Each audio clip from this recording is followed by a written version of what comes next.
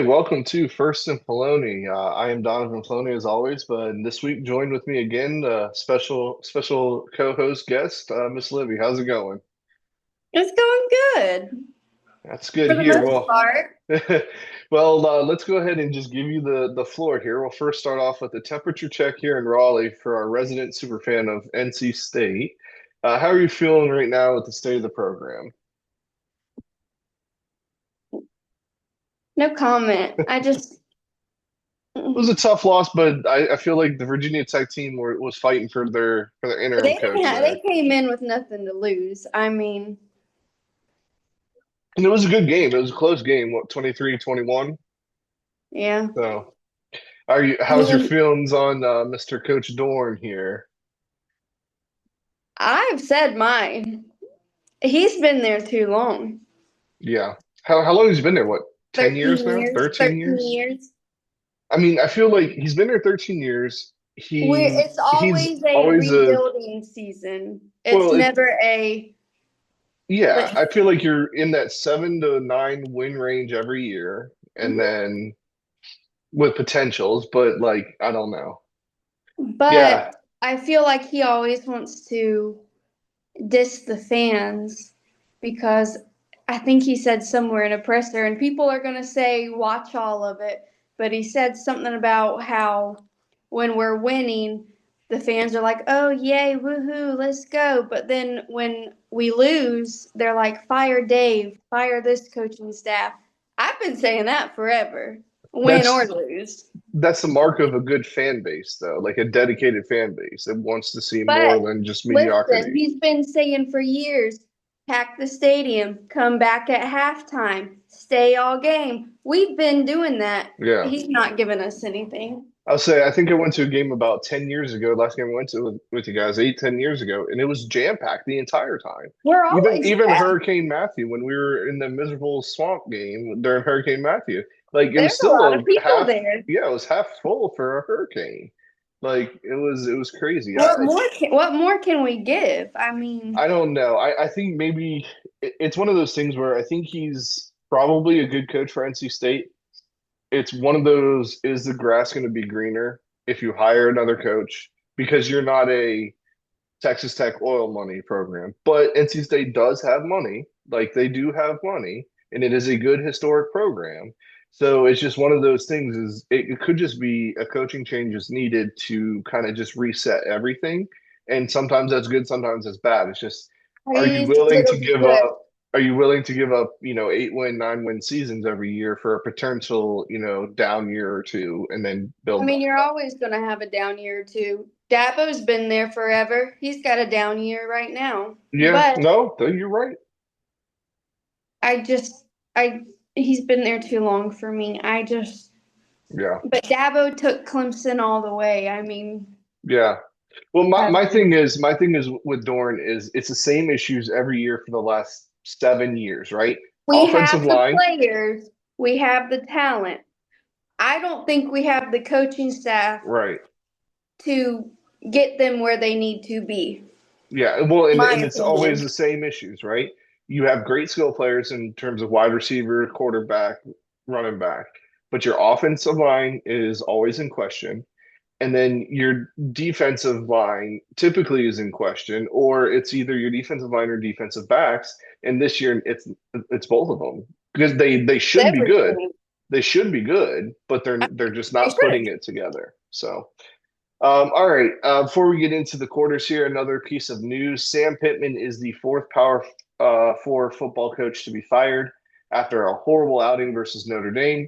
Um, what's really funny about this is Bobby Petrino, who was there before him, got Yeah, the wasn't he job. head coach before him? I don't know if it was directly before him, but it was in the 2010s when he had to resign to having the staffer Here's a or little the the intern scandal blonde on or his back on his whatever. Yeah. motorcycle. Yeah. He's now the interim head coach, and he's already fired 3 assistants. So out of the 5 coaches, I know I mean 4 programs that are open now. Do you believe this is the best program in terms of availability as a coach? So you got UCLA, Virginia Tech, Oklahoma State, and Arkansas. If we're talking like NIL money, recruiting, I might say UCLA. Really? I don't know. No, I That mean that makes or sense for if they put money into the program, that's what I UCLA would mean, make like sense. that. But But Arkansas, you got Tyson Chicken, you got Walmart, you got Jerry Jones to potentially put in some NIL money. I don't know. I think I don't I, know. if UCLA puts in the funds, they got the hotbed in Los Angeles and Southern California for recruits. You're exactly right. But I don't know if they're going to do that though. That I don't either. But that's why I said Yeah. if. But I think my second would have been in Arkansas. Like Yeah. good No, SEC. yeah. I mean, you have a good point. And UCLA is in the Big Ten, and they just need a little bit of a step up to be midway to the Big Ten, and that's a cushy job for life there. So, no, that's a good point. All right, well, let's go ahead and get started here. Quarter one, we're going to talk about undefeated teams. Out of the Power Four remaining undefeated teams, we're going to go over some questions. So I'm going to list out the teams here just for everybody at home. And I know you have them because I sent them to you. But we have Louisville at 4-0, Georgia Tech at 5-0, Miami at 4-0, Iowa State at 5-0, Houston at 4-0, Texas Tech at 4-0, BYU at 4-0, Indiana at 5-0, Oregon at 5-0, Ohio State at 4-0, Maryland at 4-0, Ole Miss at 5-0, Vandy at 5-0, Mizzou at 5-0, Oklahoma at 4-0, and Texas A&M at 4-0. Now I know that's a lot. I think there's about I think it was like 10 or something. One, two, three, 16 teams, excuse me. 16 Yeah, I teams said that like are undefeated. 15 Yeah. 16 teams that are undefeated here. Out of those 16, which one are you the most confident in? that I'm the most confident in. Yes. Which one do you think has shown you the most this season so far?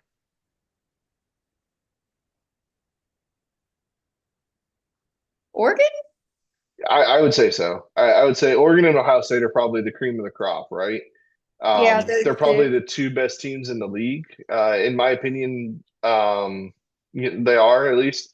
Oregon beat Penn State, and Hmm. Penn State's getting a lot of flack right now, which we can talk a little bit about that later. I don't know if it's deserved or not.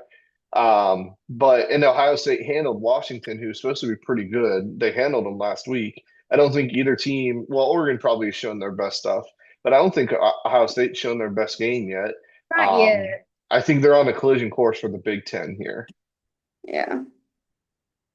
Some other teams, that I think I have confidence in is Miami. Um, I that was gonna say defense has Miami. that defense has completely turned it around, and they look like far and away the best team in the ACC. The Yeah. defensive backs are a lot better. That defensive line, like I was telling you, Ruben Bain last week or the week before, he's a game wrecker. I hope you guys don't have to play Miami because he We might do. We might have he a boots on the ground for the Miami game. oh he might kill CJ Bailey the way he's been No, attacking the I don't want quarterbacks. that. Carson Beck has not really put up great numbers yet, but we know he can because of Georgia. I don't think he's Georgia. had to. They haven't needed him to win the game. Their running game is averaging like 5, 6 yards a carry. Yeah. Their receivers are making plays when they need to, and their defense is, top 10 in the league. I had two other ones. Iowa State, nobody's talking about them right now. Usually I'm pretty high on them, but they're kind of flying under everybody's radar because they're in the Big 12 and kind of what Texas Tech is doing. But let's take a look at them, right? They're 5-0 with solid wins over Kansas State, Iowa, and Arizona. Those are three pretty good programs this year. Maybe not Kansas State, but the other ones are pretty good programs this year. They have a tough game this week versus an underrated Cincinnati team with Brandon Sorsby at quarterback.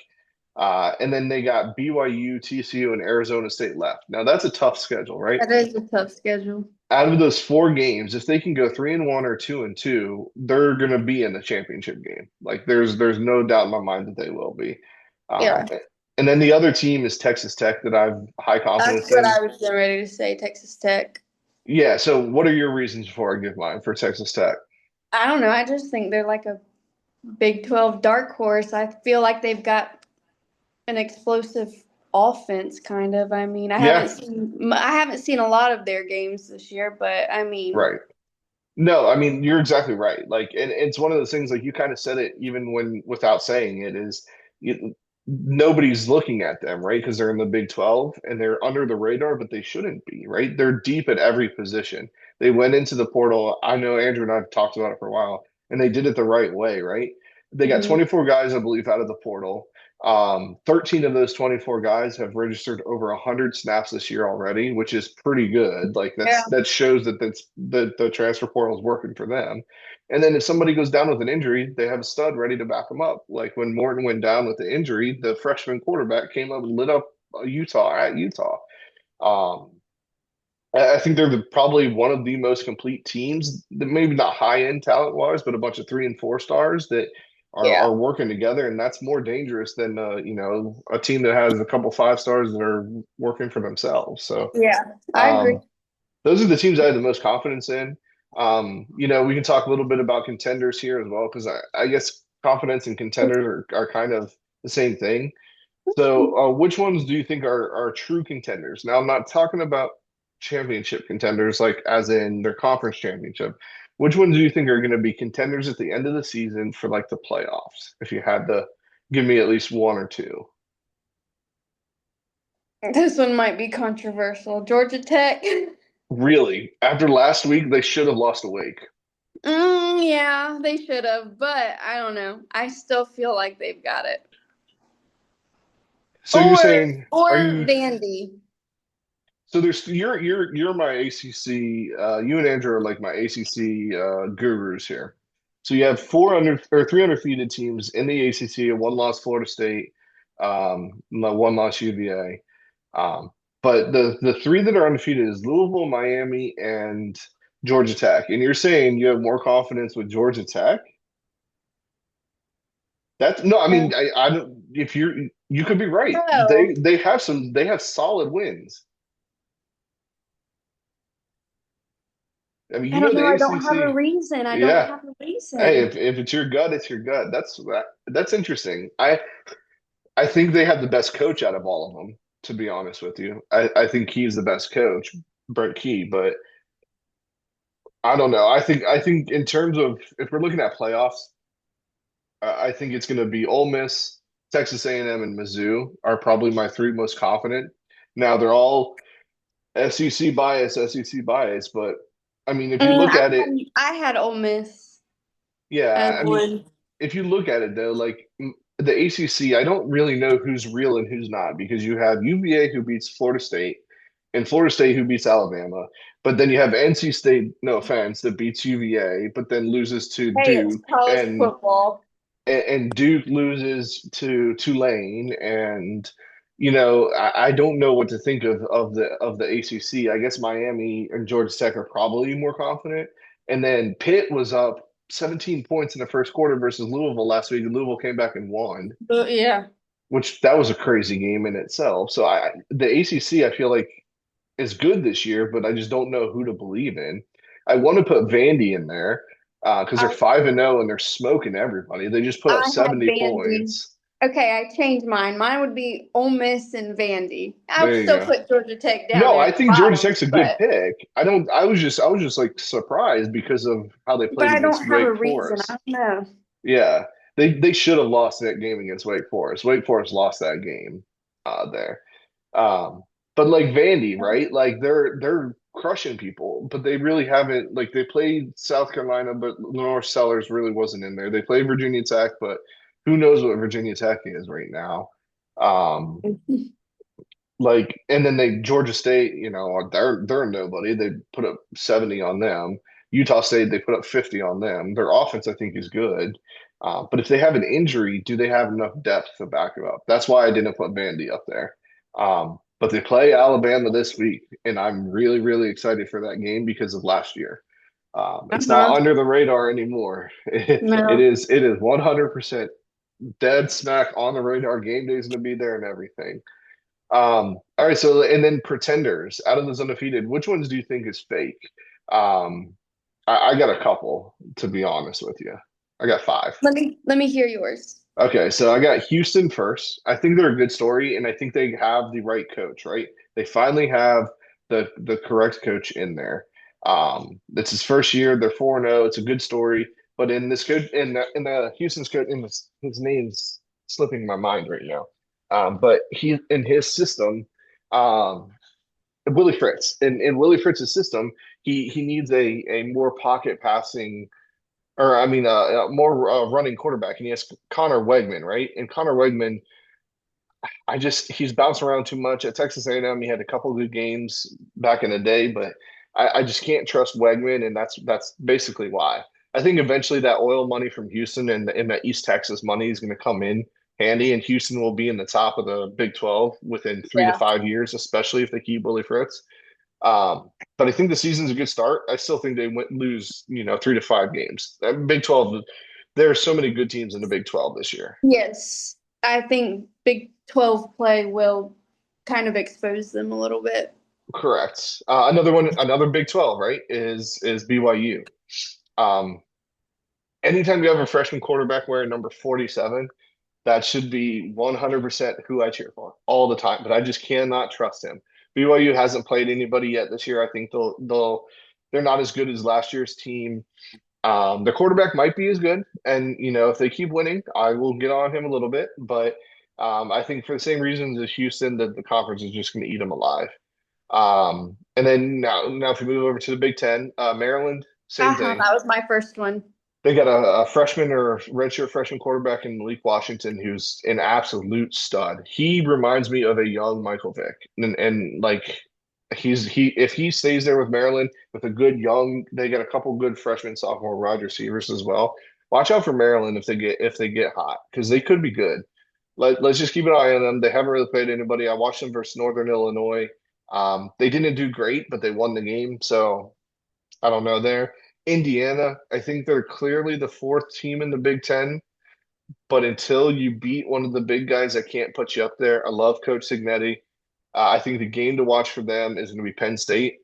The reason why I can't say that is because how they played against Iowa this past week, where Iowa's not that good of a team this year. Um, so watch the game against Penn State. If they beat Penn State, then I'm all for them. 100% being the number 3 team in the Big Ten right now at this point. I think they're better than Michigan. Now give Bryce Underwood another year or two. We'll see. But Signetti, another thing that maybe kind of putting this out there as well. A lot of chatter about Penn State not liking Franklin and might get kind of like what you said with Dorn. It might be good for a change, good or Yeah. bad to kind of see. I disagree with that. I would sign up my team to be 10-2 every single year at Penn State, 100%, and make the playoff. Pretty much every year. But if they do that, watch for Coach Signetti to take the Penn State job because he's from Pittsburgh. Pennsylvania guy, get the Midwest ties, Big Ten already ties, that whole area, that whole region when he was at JMU as well. He recruited very, very well out of Pennsylvania and Ohio. So watch out for Signetti there. And then finally, Oklahoma. Not sold on them, wasn't sold on them at the beginning of the year. John Mateer is the reason why they wouldn't, but he's hurt.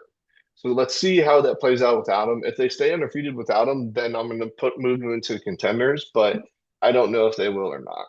All right. I like Any that. anything to add for pretenders and anybody that I missed? I mean, Louisville, I think Um, is a pretender too, but they're going to go 9-2, 9-3, 10-2. I was getting Um, ready to ask about Louisville, but I mean, they should have lost to Pitt. Narduzzi lost that one. That was a really, yeah, really fun game to watch. But they should have. I think Louisville and Georgia Tech. I think I put Georgia Tech a little bit ahead of Louisville, but one win, one loss, one way or the other. I think they're pretty much the same team. I yeah. trust coaching better at Georgia Tech, but I think that was it that I had. I don't have anything to add to that. All right, well, let's go ahead and do quarter two here. Superlative extension. So game of the week, right? We're going to add on to this because there was multiple games that went into overtime or that were just straight classics on the field of play last week. I know you were at a night game, so you didn't get to watch the Bama and Penn State game, No, I or didn't. Bama and Georgia and Penn State and Oregon game. I added them together. Um, so I'll talk a little bit about them first, and then I'll give you the floor for games that you want to talk about. But Oregon versus Penn State, like we kind of already talked about, Oregon dominated for 3 quarters. Dan Lanning, in my opinion, I think is a top 3 coach right now in college football. This is the game that he's lost before and he's won them, especially that he has a young team. He went in there and won. Dante Moore, I believe, should be leading the league for Heisman, not because of his numbers versus Penn State, but he won. That's the best win in the season for anybody. And he's been dominant all year. For Penn State, they showed that they had fight when they were down by 14 points, right? They were down 17-3 going into the fourth quarter. They came back. I think Colton Nicky, the offensive coordinator, needs to be fired because he's done nothing for Drew Aller. You got two great running back and Nick Singleton, who's only averaging 2.6 yards a carry, and Katron Allen, who I don't, just hand them the ball and they will do stuff. And then a bunch of their transfer wide receivers just really haven't shown up yet. Um, I don't know. I think it might be maybe not a change for James Franklin, but maybe Colton Nicky, the offensive coordinator. For Bama and Georgia game, Kirby has a Bama problem. He cannot beat Alabama at all. Doesn't matter who the coach is. I don't know if you've seen the ghost Nick Saban or what. But For real. my biggest thing from that is they were down 3 points, 21-24, and they had the ball on the 10-yard line, right? And they went for it on fourth down with a third string light running back on a toss play. Like, what are you doing, Kirby? What are you doing? You have so many talented players at Georgia. If you're going to go for it, put it into somebody else's hands besides a walk-on running back. That kid, he got the opportunity and he's playing well, Cash Jones, but it just should not have been there. They should have kicked the field goal and tied it. Then that game would have gone into overtime. A little salty because the over would have hit if they went into overtime. But You that's sound okay. like That's okay. That I was a little salty about that. But for Alabama, I think after that first game, they look like a well-oiled machine that I thought they would be. Ty Simpson looks like he's much better than before. He doesn't turn the ball over. They got their starting running back this past game, and that was why they got off to a 14-point lead to start and just never looked back from there. So those are two games. I got three more. But if you have anyone that you want to talk about, here, the floor is yours. um I was just gonna say the Florida State Virginia game. Yeah, I mean, double overtime. it's I crazy. don't think that poor Florida State player Squirrel White, he's chance. gone. He I got mean, that was just a crazy game to me. he got swallowed up by the crowd. That Yeah, was he that did. the I don't fast. even think Virginia's own players had enough time to get up No, before the storm that rush. that might have been the fastest storm Oh, for field sure. storm that I've ever seen in my entire life. Oh, yeah. And I hate UVA, I hate Florida State. That was well deserved, and that was a really, really good game. It Like, was a good game.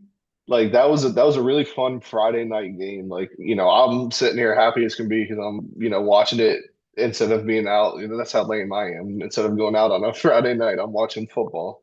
I mean, hey, Um, I was too. but it was But back and forth affair. And then Tommy Castellanos, I don't think is the answer for Florida State. He's a one read and then run quarterback, and if you spy him or blitz him, he'll throw an interception. That's what he did at Boston College.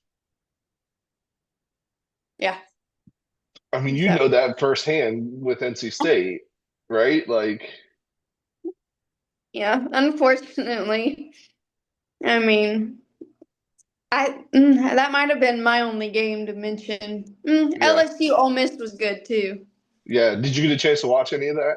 I know And you no, were we probably listened to driving. You it. listened We to it, listened yeah. to it. I So I have a couple things to say. That was another one of my games too. So I've been telling you all season, right? LSU is a fake team, right? I don't see what everybody saw in them at the beginning of the year. But I do think what changed my mind was Ole Miss being the real deal. Um, Now there are rumors that Garrett Nussmeier is hurt. That he got hurt in camp, and that's why he's not throwing the ball well. And then he might actually shut it down for the rest of the season and get prepared for the NFL draft, which honestly, he should because he's talked about to be the number one overall pick. Like Oh, you it's got two losses now, or one loss, or whatever they're at now. You're pretty much out of the one playoffs. yeah, Like, no, shut it down. Make your multi millions that you're going to make as a starting quarterback in the NFL. NFL, yeah. Um, the offense just looks mediocre at best, and I don't think Kelly is the now. I know I don't like Brian Kelly with my ties to Notre Dame and being I having to don't deal like with him for it. years. He just doesn't fit in the South. I think he's a good like Cincinnati or maybe like a Wisconsin or he's a Northern Big Ten coach or a Big 12 coach. He's not an SEC coach, and he's just not a good fit down there. Um, and then Lane, man, Lane just looks happy what he's doing over there. He's taking a transfer quarterback from Ferris State and just balling Trinidad Chandless, right? He knows he's got a cushy life winning 8 to 10 games a year, but never being super, super competitive for a national title. Now they might make the playoffs this year, but I don't expect them to do anything if they do make the playoffs, just because. I mean, they might because Lane's a good coach, but I just don't know. Maybe once every 4 years he'll have his team. But Yeah. there's a lot of rumors of him going to Florida again because he's from Florida. But why would you want to leave a job that you have for life, winning 8 to 10 games a year, making the playoffs, once every 2, 3 years, to a high stress job where they're expected national titles? Yeah. I don't know about that. And then the last game that was a really, really fun game, and I've been high on them all year, is Mississippi State 10, Tennessee, right? Absolutely electric game. This was another one that Heupel loses, but they won in overtime. Mississippi State, I think, is all the way back. Jeff Levy is there. He's kind of reminding me of rest in peace. What's the coach's name? I'm picturing him. Oh, he's one of my favorite coaches too. Come on, Donovan. What's his name? All right, it's going to come to me, but we're going to keep going. That's really going to Okay. bother me. Um, but Fluff Bothwell, right? The running back from Mississippi State. I told you guys to keep an eye on him. He's a G5 transfer in, and he had 2 touchdowns, 130 some yards. He just looked dominated against a pretty good Tennessee defense. So I think Mississippi State should be happy with where they are. I know it's never happy after a loss, but I mean, they're 3-1, 4-1 going into SEC play, and they just put up on a team that in Tennessee that I think is probably going to make the playoff at Yeah. this point. So I think they're pretty good. Mike Leach, that was the coach. RIP There Mike you Leach. go. There we go. Uh, Jeff Levy is looking like a Mike Leach with the offense there. There's a couple other good games. USC Illinois didn't really watch it. I know Illinois dominated that pretty much the whole time. A couple other ones as well, but I didn't really, the quad box wasn't on them. So um, We were driving for most of them. So. well, let's go ahead and get into Q3, the superlative section here. So we're only going to do three of them this week, so we just spent extensive time on game of the week. But for superlatives this week, for player of the week, um, I got three of them. How many do you got? Just one, and it's going to kill me to say. All right, well, let's go ahead and get that over with. Go ahead and kill you to say it. Literally the whole Virginia Tech team, especially that running back that ran 85 yards on us. Yeah. What's his name? Uh, Stewart, I think. Stewart. I This is a don't transfer, remember. right? He was a I transfer think guy. so. Yeah. Anyways, yeah, I mean, Troy, maybe. Just transfer from Troy, maybe. Anyways, yeah, go ahead. just them, just Yeah, them. they had to do it, right? They just lost their coach. They needed to do something for interim coach. Usually you get a little bump. So NC State was in a tough spot there. My first player of the week will go Friday night. Chandler Morris, UVA's quarterback. Oh, that was a good one too. That's a good one. He had 2 interceptions that game, so it didn't look great the whole game. But when his team needed him, I know one drive he like smacked his hand on a helmet and still went in and led through a touchdown actually at the end of it. I don't know how he did that. I would have been crying, but that's just me. And But they beat a FSU team who everybody was raving about, at home. And anytime you get a field storm like that, like we already said, I think is just electric. You deserve the player of the week. Ty Simpson at Bama, quarterback, same reasons, no turnovers. Has kind of looked so much better than he's ever looked. We've seen him in bits and pieces, in the past couple of years because he's been at Bama forever. Finally looks like a good quarterback, kind of like a Jake Coker back in the day type quarterback. And then Fluff Bothwell, I just mentioned already, Mississippi State's running back, 23 carries for 134 yards and 2 touchdowns versus Tennessee, all season highs. The reason they're all season highs is because he shares the room with another stud running back in Booth, Ramondre Booth, I believe his name is, who's just absolute beast. Like both of them, I mean, Blake Shapen, all he has to do is just literally turn to the side and hand it off to one of them. and they're going to get, 5, 6 yards of carry every single time. Winners of the week. We'll go ahead and let you start here for winners of the week. Winners of the week: Ole Miss, Oregon, Hmm. UVA, and Virginia Tech. Yeah, I mean, I think you hit it there on the head, right? I just put just simply any team that survived and is still undefeated. True. And then obviously anybody who was just watching college football and um on this weekend because it was just there was a good game every single slot or multiple good games every single There time was slot. multiple good games. For losers of the week, I'll go ahead and go first. Loser of the week is anybody who had to go to a fall wedding this weekend for the same reasons because there were God, so many yes. good games. God, I hate a There's fall wedding. there's so many good. I had a fall wedding, unfortunately. Andrew had a But fall wedding. Mom yeah, and Dad had a fall wedding. I hate a fall wedding. yeah. It just unfortunately that's just the way that it happened for me. But we had the game on in the groom suite the entire time. There you go. But anyways, that was last year. But yeah, that was the loser of the week, and then LSU and FSU as well. Both storied programs, just not where they should be, and I think it's both because of coaching. I don't think Norvell's a good coach. I don't think Kelly's the right coach for LSU. Um, who are your losers of the week? Me, We're gonna myself, use and that I. screen grab for the intro on YouTube, the thumbnail. Literally just NC State, the fans. I mean, I don't think it's a fan's fault, right? it's It's not, but we show up, and I mean, yeah. I feel like a loser. Well, hopefully we'll turn it around. I know they got a gauntlet of a schedule coming up that you tried to warn me about, but Let's see who's next. After Campbell, we play Notre Dame. is it Notre Dame or Miami?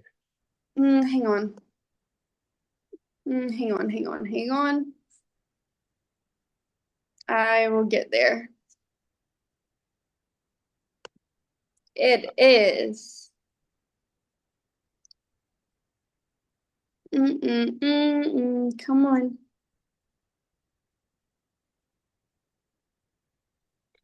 So it looks like Notre Dame on the 11th, Uh-huh. Pittsburgh on the There we go. 25th, Georgia Tech on the 1st.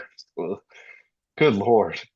Miami on the 15th, Florida State on the 21st, and then you guys should be able to beat UNC, but rivalry games God, I hope records go out the so. window. So you never know with rivalry games though. So yeah, it's God, just a gauntlet of a I schedule. gotta beat the last one at least. All right, well, let's go into quarter four and get some game picks and get out of the here. So the records, we have 56 games picked. I am 34 and 22. Andrew is 39 and 17. He is kicking my butt, and I think probably kicking your butt from your reaction there. And what's your record? Libby's record is 36 and 20. 36 and 20. Dang, I've dominated you guys for 3 years. I guess I can take a step back. The Yeah. gambling locks are 31 and 23. So we're still in the plus money here. Um, Mediocre week last week. Let's see if we can do better this week. All right, first game, Boise at Notre Dame. This should have been a highly contested matchup, but it's not this year because of Boise. Notre Dame's favored by 19 and a half points. I think they roll. Andrew thinks they roll. I think they Who do roll you as have? well. Notre Notre Dame's Dame. across the board. Next game here is Kentucky at Georgia. Georgia's favored by 20 and a half after a rough loss. Now, Kentucky's defense is pretty solid and has held teams to bad offensive performances. Do you think this is a look ahead game for Georgia, or do you think they win it? I think they win it. Yeah, so do Andrew and I as well. I actually think they Oh, win it. good grief.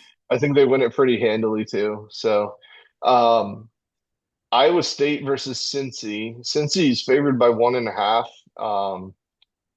Brandon Sorsby, like I said, since he's quarterback, very, very, very good quarterback. Iowa State's flying under the radar. They still got Rocco Beck, who's a very good quarterback as well. But Andrew and I both picked Iowa State to win. Who do you have? You have Cincy. I got Iowa You State. got Say, okay, so if you guys are gonna fade us, this would be the week to do it, it looks like.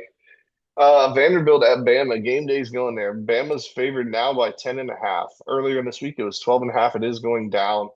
Hmm, Um, I think that's a little bit more respect to Vanderbilt. I don't think it's disrespect to Alabama. not at all. Um, Andrew has Bama here. Who do you have? I also have Bama. You have I Vandy?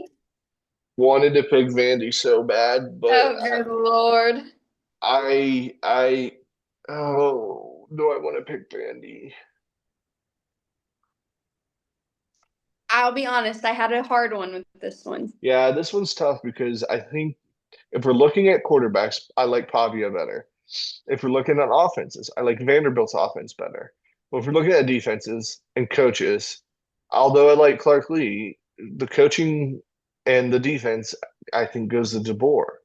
Wide receivers go to Bama. Um, I think this is going to be a lot closer than people think.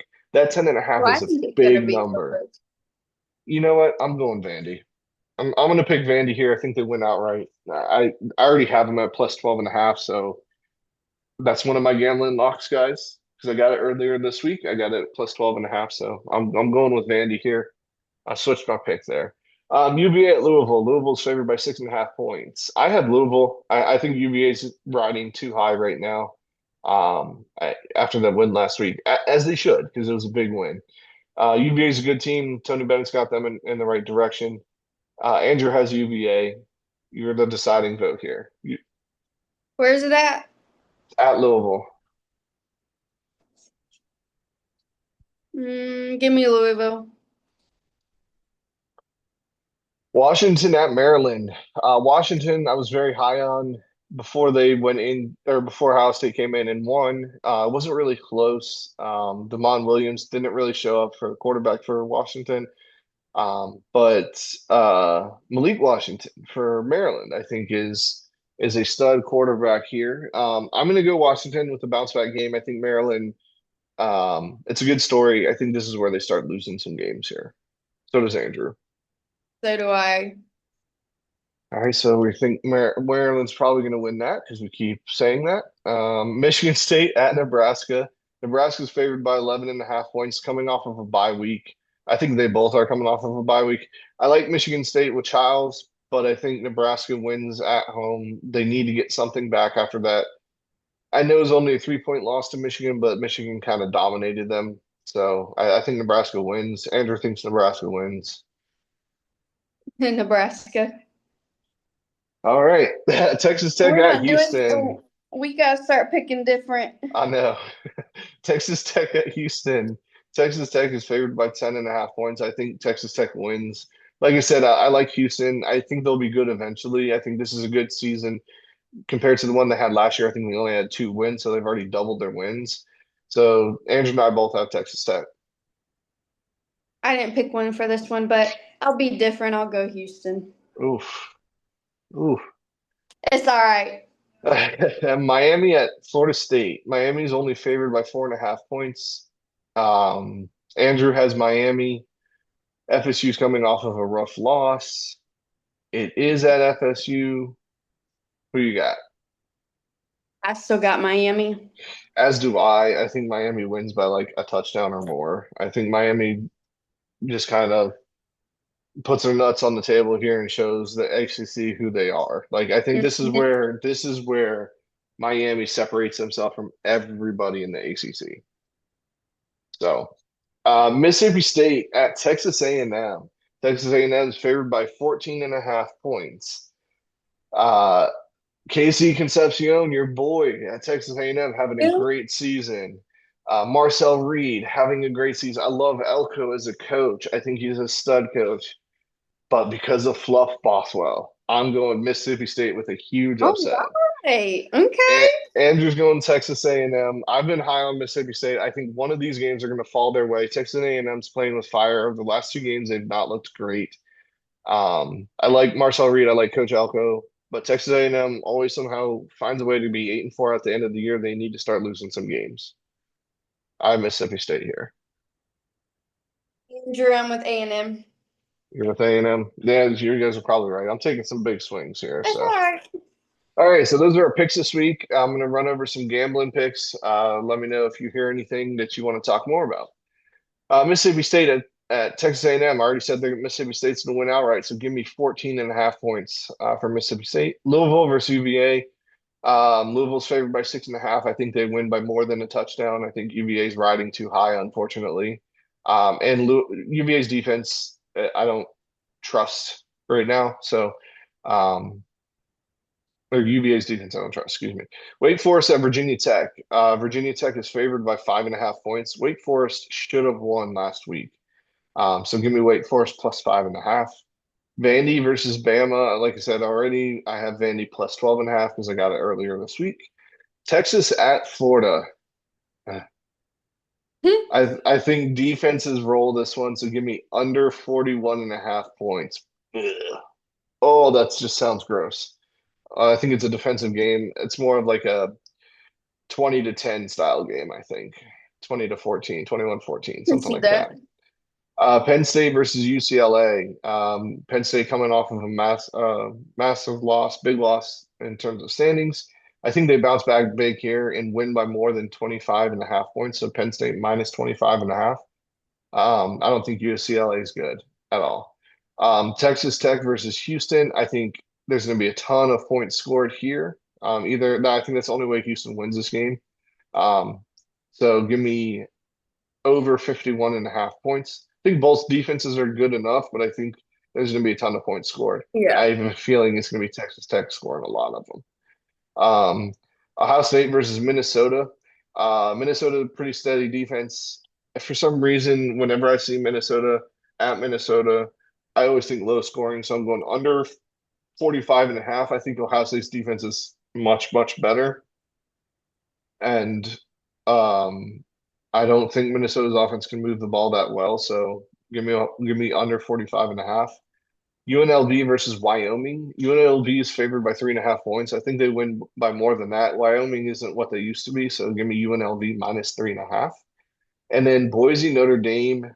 I think this one's just going to be a shootout. I don't trust Notre Dame's defense, and their offense just looks electric. So give me over 63.5 points. All right. Any issues with those? Mm-mm. You're All good. right. Sounds good. Well, thank you guys for listening. Libby, thank you for joining me this week. Always. As always, if you guys have any questions or want us to talk about anything on here, please send them our way via socials or through Libby, Andrew, or myself, and we'll get them on the show. Thank you again for listening, and we'll see you next week.